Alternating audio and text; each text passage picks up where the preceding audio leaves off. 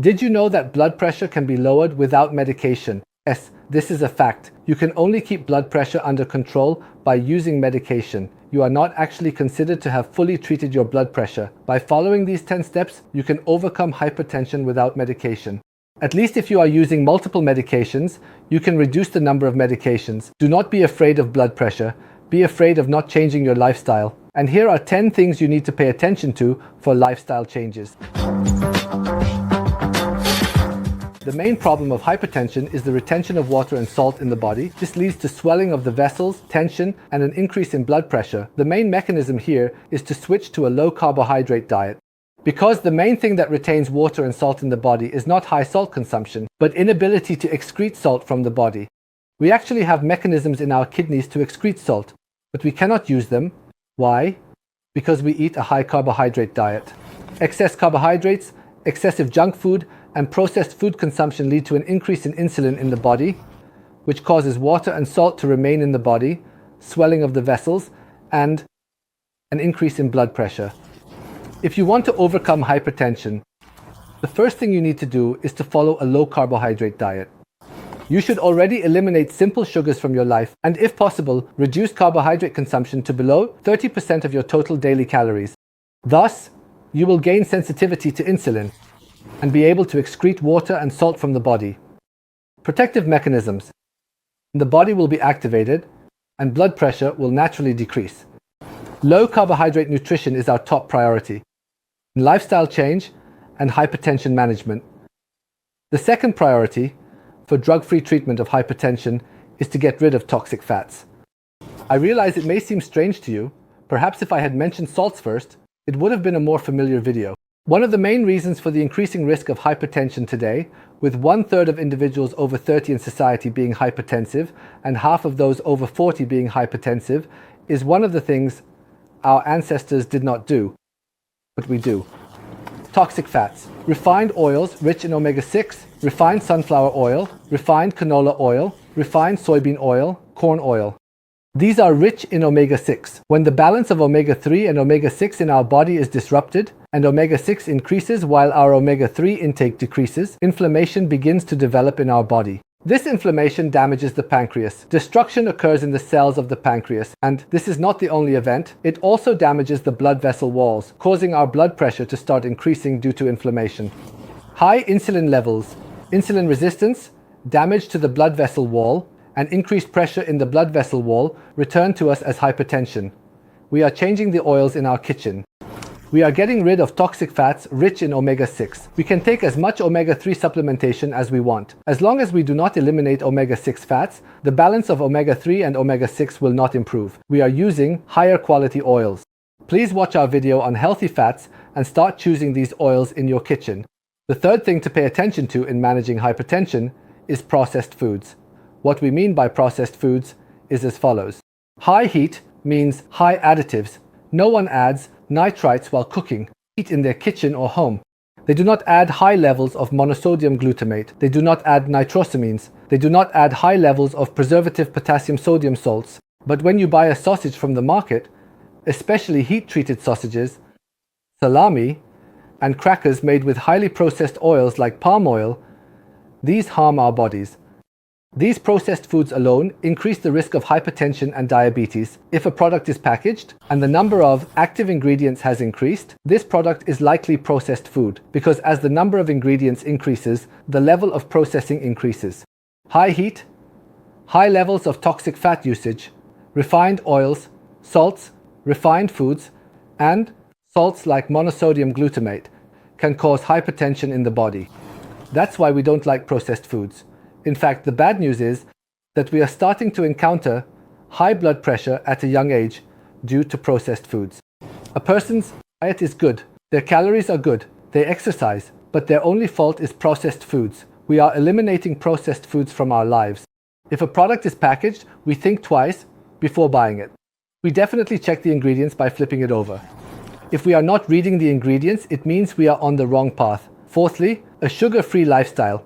I mentioned that carbohydrate consumption should generally be restricted, but sugar is a food source that should be completely eliminated from our lives. Say it's a food source because it is actually a nutrient.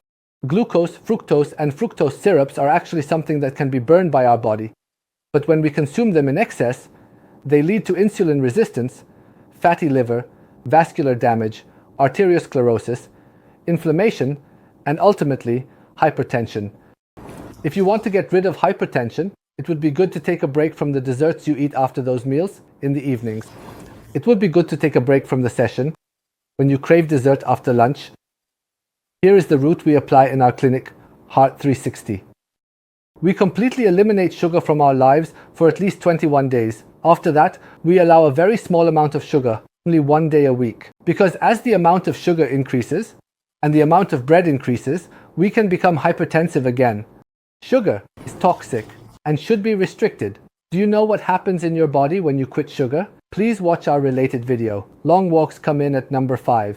Long walks are perfect for overcoming insulin resistance, eliminating salt and water from our bodies, regaining insulin sensitivity, relaxing our veins, and relieving stress. Long walks are the enemy of hypertension. A brain that takes long walks can lower blood pressure by 8 to 20 scientific values. It's almost as effective as medication. Walk long distances, lower your blood pressure. Exercise comes in at number 6. Long walks are not exercise. Taking long walks is very beneficial for insulin resistance, but exercise accelerates the basal metabolism. Muscles are essentially the points where blood sugar levels stabilize. By developing our muscle mass, exercising, doing cardio, and increasing our heart rate, we can naturally overcome hypertension. For this reason, exercise is always an activity we need to do in our Heart 360 clinic. Our patients sometimes say, "Doctor, I have high blood pressure. Won't my blood pressure rise when I exercise?" It will rise. It will rise slightly. Thus, blood pressure will naturally decrease. As we exercise, detox mechanisms will emerge. Our basal metabolism will increase, our blood sugar will decrease, and blood pressure will naturally drop. But if we remain inactive, none of these mechanisms will work. As we exercise, our resting blood pressure will start to decrease naturally, but if we remain inactive, blood pressure will never drop. For this reason, we love movement, not inactivity. The last thing a person with high blood pressure should fear is exercise. Please exercise, lower your blood pressure. Dietary supplements come in 7th place. Supplements, especially magnesium, are effective in lowering blood pressure. They are effective in reducing heart rate. Some additional supplements may be necessary. It is beneficial to leave these to the clinician because each patient's supplement is unique to them, but you should know this.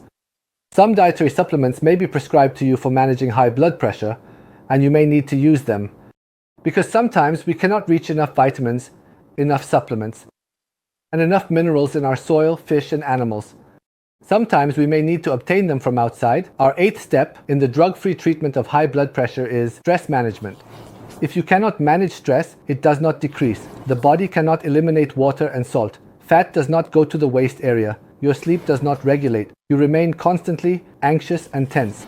Stress should be managed. There is no problem with mild stress. There is no problem with short-term stress. But long, chronic, and high-level stress should be managed. If necessary, you should consult a psychiatrist. Here, in our clinic, if stress management is high in the patients we follow, we definitely consult a psychiatrist. Because, as long as stress is not managed, a person's adherence to diet, exercise, and lifestyle changes deteriorates. As we manage stress, we achieve very good results. Stress is an illness and should be managed. Our 9th step in the drug-free treatment of high blood pressure is sleep regulation. A person must sleep. While people go about their day with 5 hours of sleep, when I say I had a nice day and felt great, I am actually lying.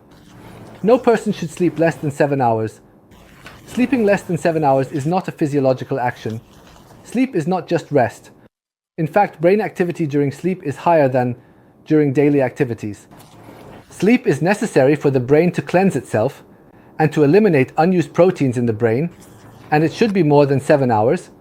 While you may stay awake longer during the day if you sleep less than 5 hours, this increase in wakefulness does not mean you are burning more calories. As you restrict sleep, your body goes into protection mode, and anxiety mechanisms begin. You become a more stressed person. You start to be unable to manage stress, and at the slightest alertness or reaction, your blood pressure begins to rise. Insomnia is one of the most common causes of chronic hypertension. We get sick because we lack sleep. Stealing from sleep steals from health. As long as the sleep duration is not over 7 hours, our management related to blood pressure will remain low. Therefore, everyone should sleep over 7 hours. Please watch our videos related to sleep, improve your sleep quality, and overcome hypertension. Lastly, number 10 is salt restriction. It is indeed one of the causes of hypertension, but the reason I placed it at number 10 is that the fundamental issue is not salt. Actually, while we can eliminate salt from our babies, we start to be unable to eliminate salt due to insulin resistance. It begins to accumulate in our bodies, but as a country, we consume too much salt. We have an average salt consumption of over 20 grams per day. The guideline recommends that the daily average should be below 6 grams. Excessive salt consumption increases the risk of hypertension because as salt increases and sodium levels rise, these start to replace calcium in the cells. Calcium means arterial stiffness. Calcium means hypertension. Calcium is a mineral that comes into and contracts the body. Yes, it is necessary, but excess calcium is harmful. We do not want calcium to accumulate in our blood vessels. That's why we are restricting salt. We are not eliminating salt completely. There is no logical reason for a hypertension patient to eliminate salt entirely, but salt should be restricted. The total daily salt intake should be below 6 grams. There is already salt in many things, from the vegetables and fruits we eat to the milk we drink. And we get these from nature. We also do not need to add a lot of salt. Additionally, salt has an addictive property. As we consume salt, our taste buds become accustomed to saltiness, and we want to add more salt.